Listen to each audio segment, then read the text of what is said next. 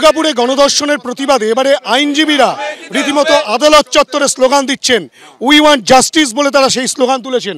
এবং যেখানে দেখা যাচ্ছে যে এখানে মহিলা আইনজীবী যেমন রয়েছেন, পুরুষ আইনজীবী রয়েছেন, প্রত্যেকে কিন্তু একসঙ্গে তারা কিন্তু ধিক্কার জানাচ্ছেন এবং যেন এই ঘটনার সঠিক তদন্ত হয় সেই বিষয়ে কিন্তু তারা কিন্তু রীতিমতো স্লোগান দিয়ে আদালত চত্বরে এইভাবেই বিক্ষোভ প্রদর্শন করছেন।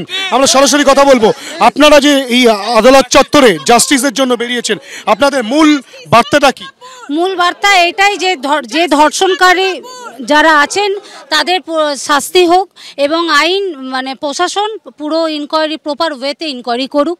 তাও এটুকু বাহাবা দেবো, এগেইন আমি বলছি যে বাহাবা দেবো, ওনারা তাড়াতাড়ির মধ্যে 4 জন অ্যাকিউজকে ধরেছে, বাট মূল যদি আরও কিছু ইনকোয়ারি থাকে তারা যেন সহযোগিতা করে এবং তাড়াতাড়ি যেন। পুলিশের এই ভূমিকা নিয়ে কি বলবেন? এই যে দুর্গাপুরের মতো জায়গায় যেখানে এই যে মোহনবাগান অ্যাভিনিউ, সেখানে পর্যাপ্ত লাইট নেই, এলাকার মানুষজন বলছেন সিসিটিভি ক্যামেরা 3.9 কিলোমিটার যে রাস্তা সেখানে কোনো সিসিটিভি ক্যামেরা নেই। এই গোটা পরিস্থিতিতে পুলিশি টহলদারিও নেই, তেমনটাই অভিযোগ।